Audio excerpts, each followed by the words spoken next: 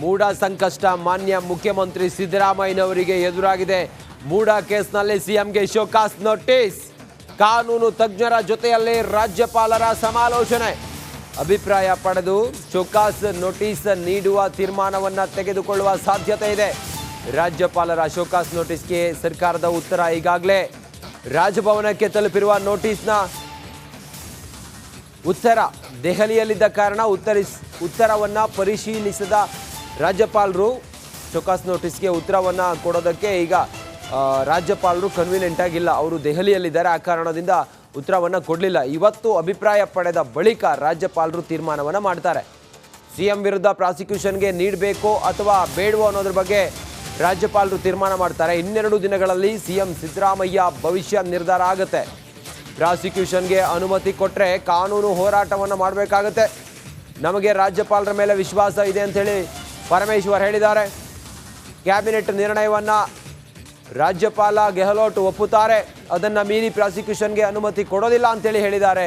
ಪ್ರಶ್ನೆಯಿಂದ ಈ ಕಾನೂನು ಪ್ರಕಾರ ಏನು ಮಾಡಬೇಕೋ ಈಗ ಅವರು ನಮಗೆ ವಿಶ್ವಾಸ ಇರ್ತಕ್ಕಂಥದ್ದು ಕ್ಯಾಬಿನೆಟ್ಟು ಅಡ್ವೈಸ್ ಏನು ಮಾಡಿದೆ, ನೀವು ವಾಪಸ್ ತಗೊಳ್ಳಿ ಶೋಕಾಸನ್ನು ಮತ್ತು ಆ ಪ್ರಾಸಿಕ್ಯೂಷನ್ಗೆ ಏನು ಕೇಳಿದ್ದಾರೆ ಅಬ್ರಾಮ್ ಅದನ್ನು ರಿಜೆಕ್ಟ್ ಮಾಡಿ ಅಂತೇಳಿ ನಾವು ಆ್ಯಸ್ ಎ ಕ್ಯಾಬಿನೆಟ್ ಅಡ್ವೈಸ್ ಮಾಡಿದ್ದೀವಿ ಗವರ್ನರ್ಗೆ. ನನಗೆ ವಿಶ್ವಾಸ ಇರತಕ್ಕಂಥದ್ದು ಒಂದು ಕ್ಯಾಬಿನೆಟ್ಟು ಗವರ್ನರಿಗೆ ಸತ್ಯಾಂಶವನ್ನು ಹೇಳಿ ನೀವು ಇದನ್ನು ಸರಿ ಇಲ್ಲ ಅಂತ ಅಡ್ವೈಸ್ ಮಾಡುವಾಗ ಅದನ್ನು ಮೀರಿ ಅವ್ರು ಮಾಡ್ತಾರೆ ಅಂತ ಹೇಳಿ ನನಗೆ ಅನಿಸೋಲ್ಲ.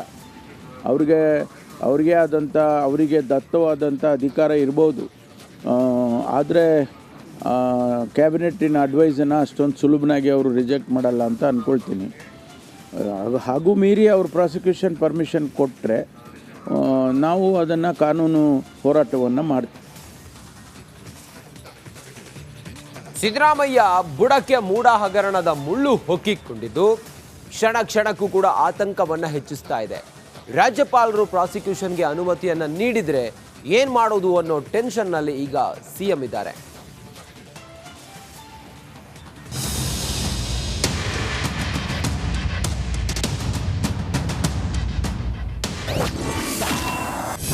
ಸರ್ಕಾರದ ಕೊರಳಿಗೆ ವರ್ಗಾವಣೆ ಉರುಳು. ಸಿಎಂ ಸಿದ್ದರಾಮಯ್ಯಗೆ ಮಂಡೇ ಬಿಸಿ.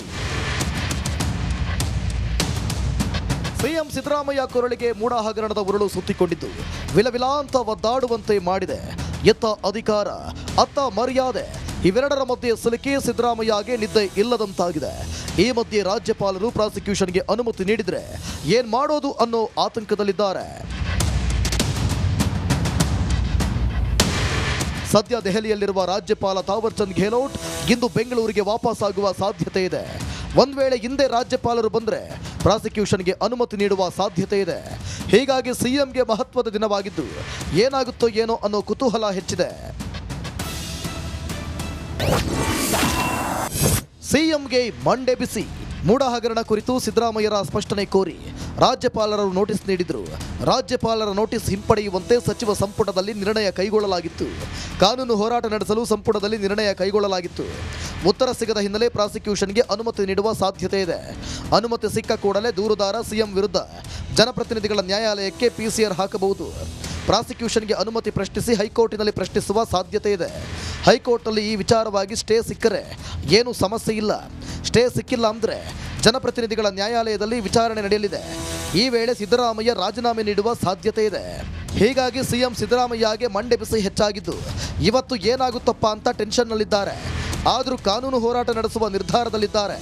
ಏನಾಗುತ್ತೆ ಅಂತ ಕಾದು ನೋಡಬೇಕಿದೆ. Bureau report, republic Kannada.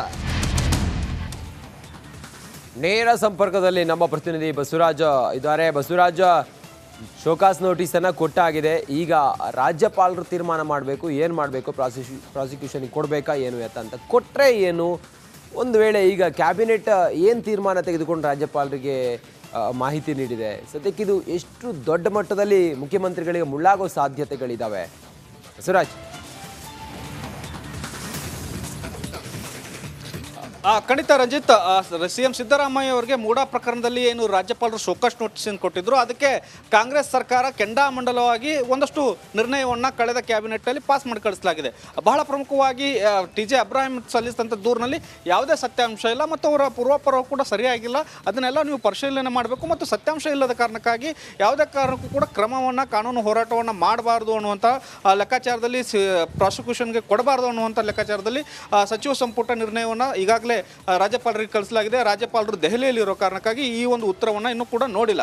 ಈಗಾಗಲೇ 7-8 ದಿನ ಆಗಿದೆ ರಾಜ್ಯಪಾಲರು CM ಸಿದ್ದರಾಮಯ್ಯ ಅವರಿಗೆ ಶೋಕಾಸ್ ನೋಟಿಸ್ ಕೊಟ್ಟು. ಹಾಗಾಗಿ ಪ್ರಾಸಿಕ್ಯೂಷನ್ಗೆ ಅನುಮತಿ ಕೊಡ್ತಾರಾ ಇಲ್ವಾ ಅನ್ನುವಂಥದ್ದು ಬಹಳ ಚರ್ಚೆ ಆಗ್ತಾ ಇದೆ. ಇವತ್ತು ಅಥವಾ ನಾಳೆ ದೆಹಲಿಯಿಂದ ರಾಜ್ಯಪಾಲರು ಆಗಮಿಸಬಹುದು ಅಂತ, ಬಹುತೇಕ ಇವತ್ತು ಸಾಯಂಕಾಲದೊಳಗಡೆ ಆಗಮಿಸ್ತಾರೆ ಅಂತಿದೆ. ಅವರು ಬಂದಿದ್ದೆ ಆದಲ್ಲಿ ಕಾನೂನು ತಜ್ಞರಿಂದ ಒಂದಷ್ಟು ಸಲಹೆಗಳನ್ನು ಪಡೆದುಕೊಳ್ತಾರೆ. ಸರ್ಕಾರ ಕೊಟ್ಟಂಥ ಉತ್ತರ ಇರಬಹುದು, ಶೋಕಾಸ್ ನೋಟಿಸ್ಗೆ ಏನು ಉತ್ತರವನ್ನು ಕೊಟ್ಟಿದ್ದಾರೆ, ಅದಕ್ಕೆ ಯಾವ ರೀತಿಯಾದಂತಹ ಪ್ರಕ್ರಿಯೆಗಳಾಗಬೇಕು, ಒಂದು ವೇಳೆ ಪ್ರಾಸಿಕ್ಯೂಷನ್ಗೆ ಕೊಟ್ಟರೆ ಸಾಧ್ಯತೆಗಳು ಏನಾಗಬಹುದು ಮತ್ತು TJ ಅಬ್ರಾಹಿಂ ಅವರ ದೂರು ಯಾವ ರೀತಿಯಾಗಿ ಇದನ್ನು ಪರಿಗಣಿಸಬೇಕು ಅನ್ನುವಂಥ ಲೆಕ್ಕಾಚಾರದಲ್ಲಿ ಒಂದಷ್ಟು ಕಾನೂನು ತಜ್ಞರ ಸಲಹೆಯನ್ನು ಪಡೆದುಕೊಳ್ತಾರೆ. ಒಂದು ವೇಳೆ ಅವರು ಪ್ರಾಸಿಕ್ಯೂಷನ್ಗೆ ಕೊಡಲೇಬೇಕು ಅಂತ ನಿರ್ಧಾರ ಮಾಡಿದ್ದೆ ಆದಲ್ಲಿ, ರಾಜ್ಯಪಾಲರು ಪ್ರಾಸಿಕ್ಯೂಷನ್ಗೆ ಕೊಟ್ಟಿದ್ದ ಆದಲ್ಲಿ ಇವತ್ತು ಅಥವಾ ನಾಳೆಗೆ ಪ್ರಾಸಿಕ್ಯೂಷನ್ಗೆ ಕೊಡಬಹುದು.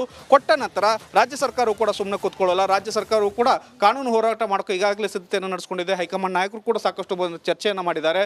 ಹೈಕೋರ್ಟ್ನಲ್ಲಿ ಈ ಒಂದು ಪ್ರಾಸಿಕ್ಯೂಷನ್ ವಿರುದ್ಧ ಕಾನೂನು ಹೋರಾಟ ಮಾಡೋಕೆ ಈಗಾಗಲೇ ರಾಜ್ಯ ಸರ್ಕಾರ ಸಿದ್ಧತೆ ನಡೆದುಕೊಂಡಿದೆ ಮತ್ತು CM ಸಿದ್ದರಾಮಯ್ಯ ಅವರ ಬೆನ್ನಿಗೆ ಕಾಂಗ್ರೆಸ್ ಸರ್ಕಾರ ಇರ್ಬೋದು, ಕಾಂಗ್ರೆಸ್ ಹೈಕಮಾಂಡ್ ನಿಲ್ಲಬೇಕು ಅನ್ನುವಂಥ ನಿರ್ಧಾರ ಈಗಾಗಲೇ ತೆಗೆದುಕೊಂಡಿರೋದ್ರಿಂದ ಒಂದು ರೀತಿಯಲ್ಲಿ ರಾಜ್ಯಪಾಲರು ವರ್ಸಸ್ ಸರ್ಕಾರ ಈ ಒಂದು ಎರಡೂ ನಡುವೆ ಫೈಟ್ ಆಗುವಂಥದ್ದು ಜೋರಾಗಿರುತ್ತೆ ಮತ್ತು ಯಾವ ರೀತಿಯಾದಂಥ ಕಾನೂನು ಸಮರ ಆಗುತ್ತೆ ಮುಂದಿನ ದಿನಗಳಲ್ಲಿ ಮತ್ತು ಯಾವ ರೀತಿಯಾದಂತಹ ನಿರ್ಣಯಗಳು ಕೋರ್ಟ್ ಮೂಲಕ ಬರ್ತವೆ ಅನ್ನೋಂಥದ್ದನ್ನ ಕಾದು ನೋಡಬೇಕಾಗತ್ತೆ. ಒಟ್ಟಾರೆಯಾಗಿ ಇವತ್ತು ಬಹುತೇಕವಾಗಿ ರಾಜ್ಯಪಾಲರು ಪ್ರಾಸಿಕ್ಯೂಷನ್ಗೆ ಅವಕಾಶ ಕೊಡಬಹುದು ಅನ್ನುವಂಥ ಮಾಹಿತಿಗಳು ಲಭ್ಯ ಆಗ್ತಾ ಇದ್ದಾವೆ.